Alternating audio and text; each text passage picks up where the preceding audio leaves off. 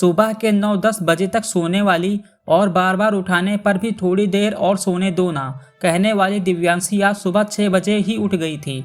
इतना ही नहीं, उसने सबके लिए चाय बनाई, पेपर लेकर आई, बगीचे में पौधों को पानी दिया और पापा को सुबह मॉर्निंग वॉक के लिए भी उठाया।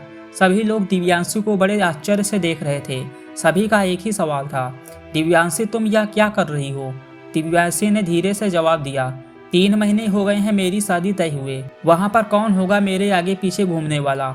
वहाँ तो सब मुझे ही करना होगा। बस इसलिए आज से शुरू कर दिया। घर की बेटी को इतना समझदार होते हुए देख सबको खुशी हो रही थी और साथ साथ बुरा भी लग रहा था। बुरा लगने जैसी बात भी थी क्योंकि अब दिव्यांशी हमेशा के लिए उनको छोड़कर अपने ससुराल जाने वाली थी।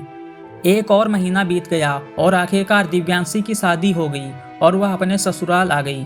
सुबह समय पर जाग पाएगी या नहीं, इसी विचार में दिव्यांशी रात भर सो ही नहीं पाई। सुबह होते ही उसने नहाया और पूजा की और खाना बनाने की तैयारी करने लगी। वह सोचने लगी कि आज खाने में क्या बनाया जाए जो बड़े और बच्चे दोनों को पसंद आए। तभी पीछे से एक मीठी आवाज़ आई। दिव्यांशी ने पीछे मुड़कर देखा तो उसकी सासू माँ थी। अरे बेटा, इतनी जल्दी क्यों उठ गई? शादी की भाग दौड़ में थक गई होगी, ऊपर से घर वालों की याद भी आती होगी और मैं जानती हूँ रात को ठीक से सो भी नहीं पाई होगी। ऐसे तो तुम्हारी तबीयत खराब हो जाएगी। दिव्यांशी मन ही मन सोचने लगी, मेरी सासू माँ तो बिल्कुल वैसी नहीं है जैसी मैं सोच रही थी। मैं तो डर के मारे कितनों दिनों से सुबह जल्दी उठने का प्रयास कर रही थी। यहाँ तो परिस्थिति बिल्कुल अलग है। दिव्यांशी ने कुछ काम खत्म ही किया था कि तभी सासू माँ ने आवाज़ दी, बेटा इधर आओ, देखो तो सही मैं क्या बना रही हूँ। मटर पनीर पराठा और गाजर का हलवा। दिव्यांशी बोली, अरे वाह, यह तो सभी मेरी फेवरेट डिश हैं। उसे तो कुछ समझ में ही नहीं आ रहा था। उसे लग रहा था जैसे यह सब सपना है। दिव्यांशी को एहसास हुआ कि यह सपना नहीं सच है। सासू माँ ने कुछ कहा, दिव्यांशी सुन नहीं पाई, वो थोड़ी डर गई।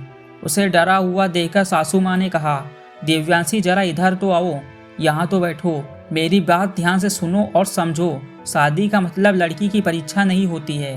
तुम्हारी शादी सिर्फ मेरे बेटे से नहीं हुई है। जितनी जिम्मेदारी उसकी तुम्हें खुश रखने की है उतनी ही हम सबकी भी।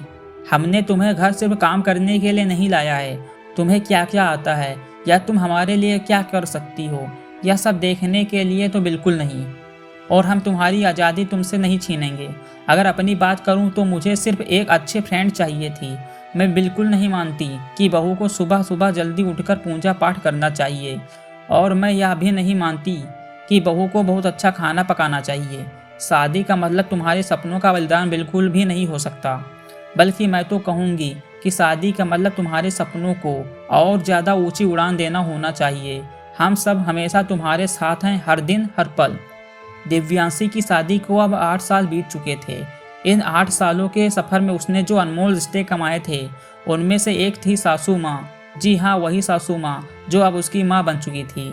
दिव्यांशी ने अपने जीवन में काफ़ी उतार चढ़ाव देखे थे, लेकिन उसके मन में एक सोच बहुत मजबूती से बैठ चुकी थी कि जब भी उसके लड़के की शादी होगी और वह घर में बहू लाएगा तो वह भी अपनी सासू माँ की तरह ही अपनी बहू के साथ व्यवहार करेगी। टीवी सीरियल्स में सास बहू को दिखाया जाता है, वही वास्तविकता है ऐसा बिल्कुल नहीं है। समय के साथ लोग बदलते हैं, लोगों के विचार बदलते हैं। कुछ गलत लोग जरूर जीवन में आते हैं, लेकिन सभी गलत हों ऐसा जरूरी नहीं है। अंत में यही कहूँगा कि बहू मतलब बेटी ही होती है। गलतियाँ तो हर किसी से होती हैं, इसलिए बहू के साथ भी वैसा ही व्यवहार करें जैसा खुद की बेटी के साथ करते हैं। तो दोस्तों, कैसी लगी ये स्टोरी कमेंट करके ज़रूर बताइए और ऐसी ही प्रेरणादायक स्टोरी सुनने के लिए हमारे चैनल को सब्सक्राइब कर लीजिए। Thanks for watching.